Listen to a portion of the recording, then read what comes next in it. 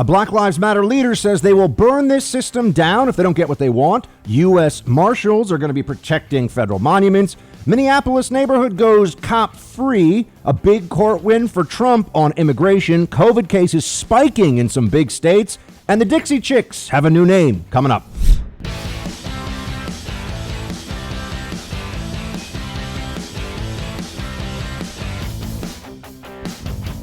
Welcome, my friends. Welcome to the Buck Sexton Show. As always, honor and privilege to have you here with me. Thank you so much. We have a ton to discuss. We always do these days, right? Because, as we know, we have the big issues all jammed together right now of the election, of COVID-19, of the economy, of the Black Lives Matter protest movement, right? All these things. It's going to be a busy summer. That much we can all count on. And let's start with where we are now on the Black Lives Matter protests. And because I will talk to you about COVID-19 and then we'll discuss a bit of how Trump is doing, politically speaking, across the country. Does anyone really believe at this point that this is ultimately meant to make this a better country? Or is this really about an expression of outrage and a political mobilization for a party that is willing to use the emotional outburst? That's really what this is. The emotional outburst that is also tied, I think, to the stress and the psychological duress of this lockdown for the purposes of achieving power. When you think of it that way, it becomes very clear, I think, what's going to be happening in the weeks and months ahead. I can't say that I can predict the future, but I do think we should recognize that this is not going to get better anytime soon. And the lessons that have been learned in recent weeks and months will be forgotten by the media the second that it is convenient for them. So they'll just go back to the old stories. They'll go back to what they were saying before. It does not matter that we have proven the argument they made to be wrong. It does not matter that we have learned the lesson, or should have, based on the data and based on recent history. You're going to hear the same stuff from them. And one of the things that's going to keep coming up is that this movement, the Black Lives Matter movement, is about police reform. It's not. It's not about police reform. Because if you look at the numbers, police are doing a very good job in this country. The last 20 years, violence has been going down, down, down. The exceptions to that are overwhelmingly Democrat-controlled cities in a few places. And that's something that the Democratic Party somehow never is held to account for. I mean, now we're looking, they keep talking about the system, and we'll discuss what one Black Lives Matter leader said about this. But first, I just want to say the Democrat Party is never going to turn around and look at its constituency in the eye and say, you know what we've been saying, what we've been creating for decades and decades, supporting welfare policies without any regard for what it does for intact families and whether the state is effectively subsidizing social policies that are not a good idea, social decisions that can be deleterious, that can be damaging to certain communities. The Democratic Party will not ever do that. And in fact, they'll shut down discussions of this. And these are discussions that also should be had in all impoverished communities, including those in the country that are overwhelmingly white. People talk about the poorest per capita counties in the United States, and Eastern Kentucky is usually the very top of the list, which is almost entirely white. Social dysfunction, despair, hopelessness exists in places all around the country for people of all different races. And there are some things that we have learned, some things that we know. Finish high school, stay married, don't have children before you're married. That, if you look at the social science, that's the three-pronged approach to not being in poverty. Now, do you see any big campaign out there that's trying to promote this? Do you see anyone saying, hey, just let's teach this in schools? Look at all the things that are being taught in schools all the time. Look at the different revisionist histories that are out there now and the way that we're all undermining the narrative of the country, of the founders, coming up with all this new stuff. They're focusing on what's meant to divide us and meant to excuse the unbelievable failures of the Democrat urban project stretching back for at least my entire lifetime. And when it comes to reductions of out of wedlock births, when it comes to intact families, stretching through now multiple generations, it's been terrible. But if you even talk about families, you're considered some kind of out of touch, elitist, or something even much worse than that. When all the data shows us this, they pretend to care about the data, the numbers. If we were having a serious conversation about how to try to fix parts of our society that are dysfunctional, cities that are plagued by crime, regions that have way too much poverty and illiteracy and opioid overdose or crack overdose or, whatever drug we're talking about, it's all some of the factors underlying this are the same.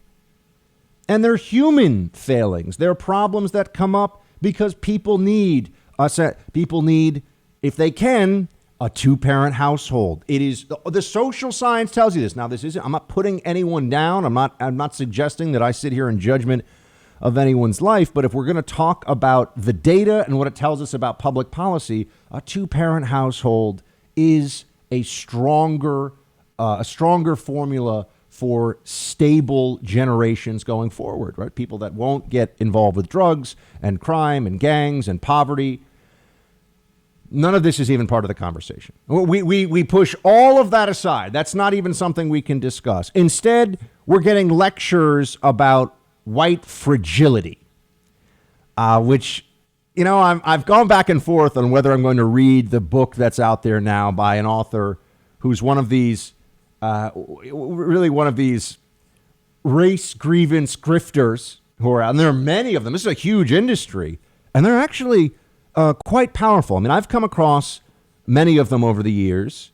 And they remind me now because they used to be in colleges. You would have this. You would have because I was an employee at one point, part-time, at Amherst College where I went to school. And we would get the diversity indoctrination training at the beginning of every year. And you would have people who would come in and they would have all these explanations for how if you don't effectively sign on for the entire progressive agenda, you might be a little bit racist. And if you don't accept things like white privilege, if you don't accept white privilege, you are showing your white fragility, and your white fragility is evidence of an underlying racism. This is very similar. I mean, I've always been fascinated by the totalitarianism, as you know, of the Soviet Union. I read about it. I have a bunch of Stalin biographies I've read that are, sitting on the bookshelf that you can't see right now, but it's right next to me. I find the Soviet Union fascinating because how could you take a very large and culturally rich and sophisticated country and completely ruin it? I mean, just completely destroy it for generations. And it is using many of the same, it's using the same Marxist and division first attitudes and approaches that we see currently being used here in America and that do stretch back to the French Revolution. I've been fascinated by the lack of, they need a revolution that did not end in misery, heinous bloodshed, and destruction of everything on the left.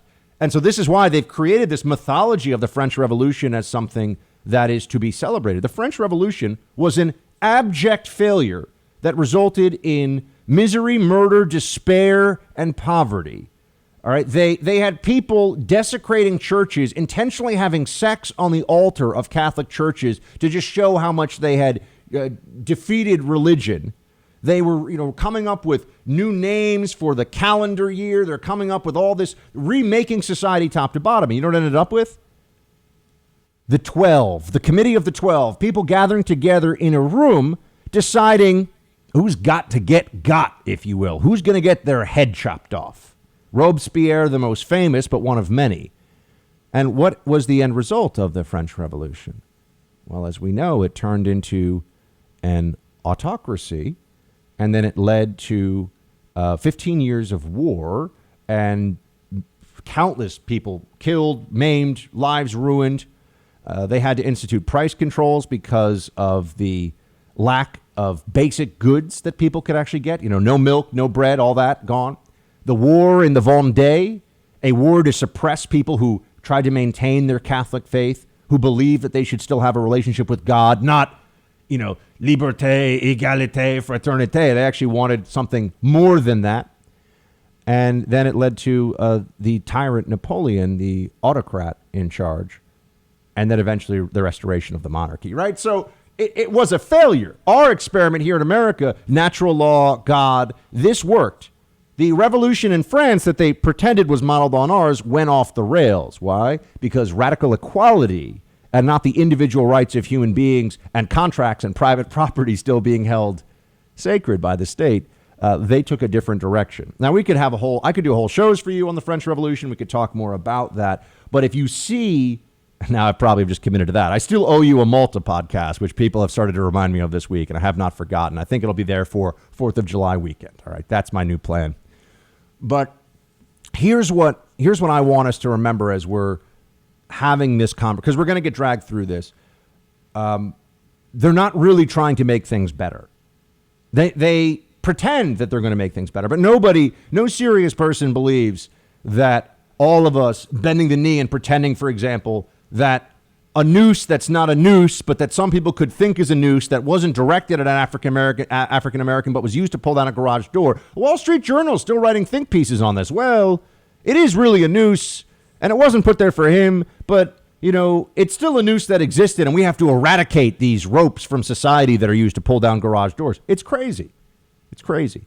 We are being dragged through a mass hysteria because the country has been so psychologically damaged by these lockdowns, and people are exploiting it. That's what's really happening. And there's a lot of rage and anger against Trump, which is also being just mixed into this stew of anger and division and despair and outrage and demands for power, right? All of this is coming together at this point. But I want to say we're not even focusing on the right things as a country. Here on this show, I think we certainly are. But as a country, the conversation is increasingly one that we can see as a massive power grab, and also a catharsis for an insanity that has been bubbling up on the left for a long time. Right? This is they're expelling, they're purging all this rage against Trump that he could be president for 3 years and everything goes so well. Now, COVID-19 hits. Let's just tear the country. This is their opening to tear the country down and blame Trump for it, and then have the rise of the Democrat Party going forward. And there will be no lessons learned from all of their, whether it's the soft coup or that Trump is a fascist and all the things that they've said. In fact, they'll view that as a worthwhile part of the resistance to get us to this point where they could make everybody miserable and vote Trump out of office. That's really the plan. It's not about making this a better, safer, happier country, because none of the things that are being discussed they're not intelligent. They're not workable. I mean, at the national level, we're all being forced to play along with a fantasy, right? The fantasy that this is a deeply racist country, that our cops are evil racists, that the only reason for any of the disparity in crime rates in different communities across the country is the evil system and the cops who are the stormtroopers of it. That's the lie that we're all being told. Okay, we all have to play along with this. We all have to do this. I say no. I say at least this place, the Freedom Hut, gets to be an island of sanity amidst all that noise. And I think we'll continue to be just that. Working from home is driving up one of the worst kinds of crime out there, home title theft. You see, we're doing it all from home these days, right? Working, banking, video conferences, meal deliveries. But the cyber criminals out there can actually target your home even while you're in it. What they want is the money they can get by taking out loans against your home. This crime is called home title theft. And the FBI is trying to warn homeowners all across the country about it. Home Title Lock is how you protect your home from cyber thieves. Your home's legal title's online. They find it and forge your signature stating you sold your home to them. Then they'll take out loans on your home and leave you in debt. Banks, insurance, and basic identity theft services do not protect you. But protect your home now with Home Title Lock. Home Title Lock puts a virtual barrier around your home's title. All you have to do is go to HomeTitleLock.com. You can register your address and see if you're already a victim. And use code BUCK for 30 free days of protection to help you through this crisis. That's code BUCK. Just go to HomeTitleLock.com and use code BUCK.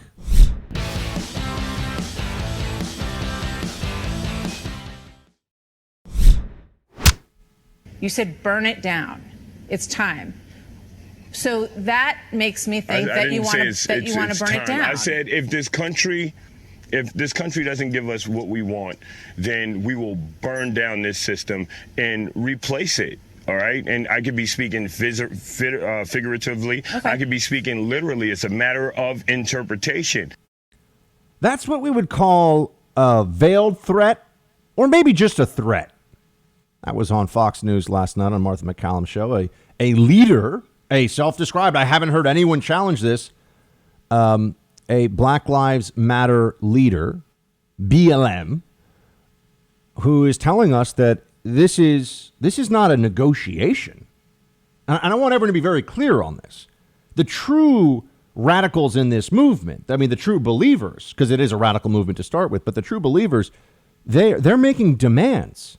This is not, I keep returning to this, this is not a dialogue. They're not asking for your input. They pretend that this is all about the data and the science and what the numbers say. No, that's all, please.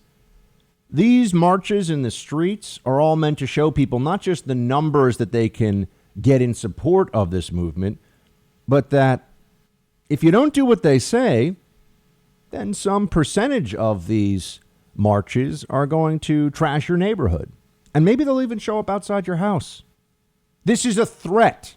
This is a threat against the system explicitly by a group that is just the vanguard of the Democrat Party lunatics. That's what's happening here. I mean, the Democrat Party no longer, I think, is even making an effort to have any bipartisan solution. I mean, they don't even pretend. Sometimes they'll go through this, we'll talk to the other side. No. On these issues, they want to let the radicals go out there and lay the groundwork for a Democrat system takeover.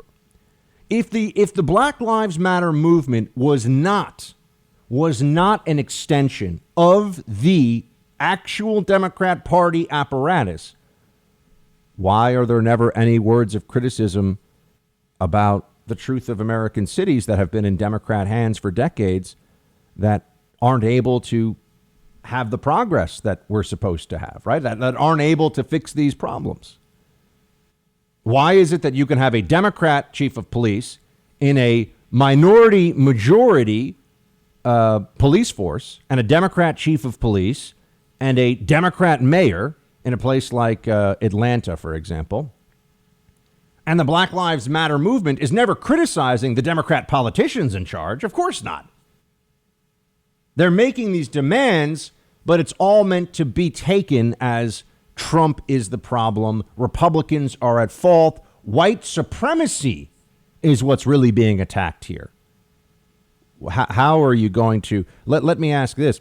If this isn't just about agitation, Marxist agitation, creating divisions in society, exploiting them, making people fearful to share thoughts, never mind to take actions that are not part of what the new system, he described it, they're going to replace it with a new system, right? We've seen what that looks like in other countries.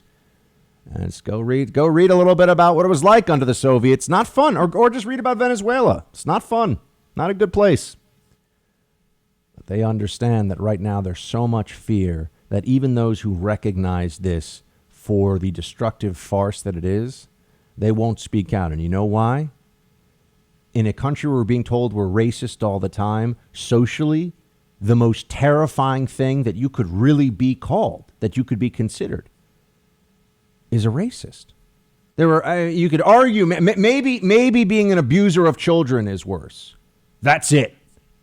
Racist, an epithet that will ruin your life, but we're told that there's so much white supremacy all across society.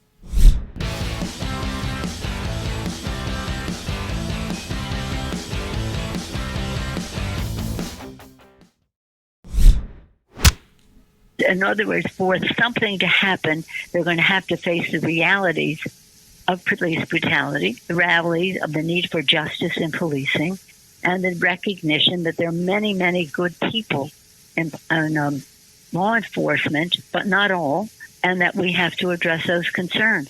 So when they admit that and have some suggestions that are worthy of consideration, but so far they were trying to get away with murder, actually, the murder of George Floyd.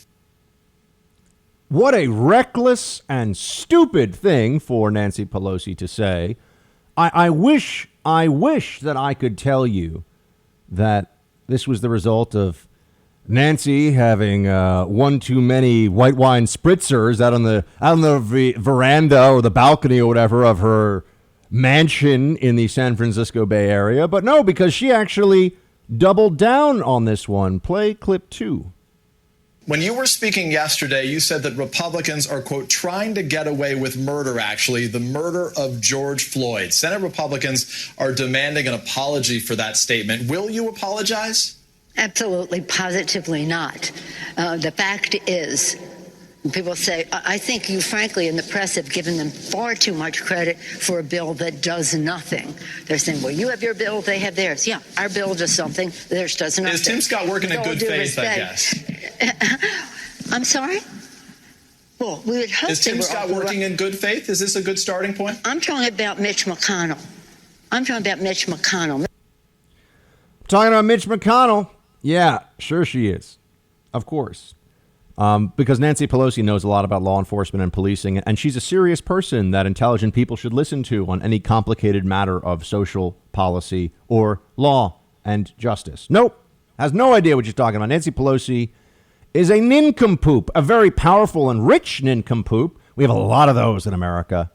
Just take a little gander around the Twitter accounts of Hollywood celebrities, people who have won the lottery. Oh, they're so talented. Yeah, there's a lot of talented people running in Hollywood, but some people get very lucky. Luck is a real thing in life. Better lucky than good. I think that's true.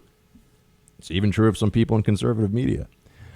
But Pelosi saying this just shows you there's no effort to... Notice how she never talks about, okay, what do they want? There's no effort to reach out to the other side and have police reform in a serious fashion here. They should be asking her, hey, Nancy Pelosi, what do you think? If we had a real press corps that was trying to find stuff out, they would ask Nancy Pelosi, what do you think about using the U.S. Marshals to protect federal monuments? Push her on that issue and see what she says. She'd be, places, you know it, but she would have no idea. No idea what to say. No idea what to do. Because she just is part of this Democrat agitation machine where people who have been in power for a long time and people who have had plenty of opportunities to address these inequalities do the Alinsky tactic of mobilize people based on rage and emotion, pick an enemy, isolate it, freeze it, make that enemy the problem, and guess what happens? You've gotten them to destroy your competition, your opposition. Then you do whatever you want. There's no accountability for you at that point. It's all Nancy Pelosi's trying to do here. This is textbook power politics from people who are ruthless and absolutely not slowed in the least by ethics or concerns about the country or what's going to happen. Those people are called Democrats. I'm happy that I'm seeing more of this now. And, you know, I've been saying this here on the show for weeks. On a few of Tucker's recent monologues, he has referred to the Black Lives Matter movement as the paramilitary arm or the activist arm or the, you know, and throwing Antifa in there too, of the Democrat Party, right? That's effectively what this is, that these are people out in the streets. They're activists, they're agitators, and they're going after, and people are talking about how sometimes this is domestic terrorism. Burning down buildings and saying, give us what we want or else is domestic terrorism. What is the definition of terrorism? Using violence or threats of violence to get something political. What is this movement doing? Oh, that does sound like there are some acts of domestic terrorism. And Antifa Antifa, for example, may be a group that we have to look at now and understand is a domestic terrorist group. But now I don't think that that alone is going to be enough to solve this problem, right? I don't think that that alone is going to change things. But I do think that we should at least speak honestly and openly about this. And remember, I give Nancy Pelosi a hard time, but it's not just Pelosi. It's not just Pelosi that is saying stuff like this, which is, can we also just say, reckless. Absolutely. Republicans are trying to get away with the murder of George Floyd. The guy who killed George Floyd is facing life in prison. I'm going to ask this question, though. I'm just asking a question. And I really mean this. I am just asking a question. Why haven't we seen the body cam footage of the arrest of George Floyd? It might be nothing. And I believe that. It might not really tell us very much at all. But I do think we should see it. Don't you? Isn't the purpose of the body cam footage so that there's full transparency? Why haven't we seen that yet? People are, I will tell you right now, people are scared to even ask that question. It's not possible to believe in due process and not also believe in transparency. Due process for the officer, due process for the family of the man who was killed here, George Floyd. We should all know everything that happened. That's the way that a society, that's the way that a people, the American people, can look at issues and come to solutions. If things are hidden from us, how can we know? But nobody will even ask this right now. Everyone is avoiding very sensitive areas of discussion at a time when we're told that the whole point is to get discussion going. That's obviously not true. But the recklessness of the Democrats is on display constantly, trying to make sure that we all know you step out of line, we'll accuse you of being complicit in the murder of a man whose murder has been used by the activist left, Democrat Party, as a justification for destruction and violence and hatred. That's what's happening. You know, the people that are out there protesting, first of all, you see the way that some of these young white women that have been on videos taken by my friend Henry Rogers, the Daily Caller, are screaming at cops and just saying that they're part of, white supremacists. They'll scream this at black cops in D.C., part of a white supremacist system, and that how do they sleep at night and all this stuff. Do they really not understand what happens in society if we don't have cops? Unfortunately, I think the answer is they don't. These people are unhinged. They're deranged. No serious person who considers himself to have good judgment, any knowledge of history, and really any intellectual ability thinks that a society without law enforcement officers is going to function well. I mean, it's going to turn into a nightmare. And there'll be a tremendous amount of misery and pain and violence because of that decision. They can't see that. No, they want to talk about, there's an article circulating today, let's get rid of the national anthem. And the author advises that we should replace it with John Legend's Imagine. Yeah, that's where we are now. Replace it with John. I'm sorry. Did I say John Legend? I meant John Lennon. I might have said John Legend. I meant John Lennon. John Lennon's Imagine. And guess what? I'm going to say it. I'm not a huge Beatles fan. I think the Beatles have a lot of bad songs. And Imagine, which is a Lennon song, not even really a Beatles song, is a bad song. It's stupid. The lyrics are dumb, and it's not fun to listen to, and it's kind of depressing. But this is where we are now. We're going to start arguing about things like this. Yeah, let's imagine other people. Oh, it's horrible. It's a horrible song. I can't even. Speaking of songs and music and these little cultural fights that are going to keep playing out, more people bending the knee. The Dixie Chicks, no longer known as the Dixie Chicks. As of today, they're just called the Chicks. Okay. Racism solved. Good job, Dixie Chicks. I'm sorry, Chicks.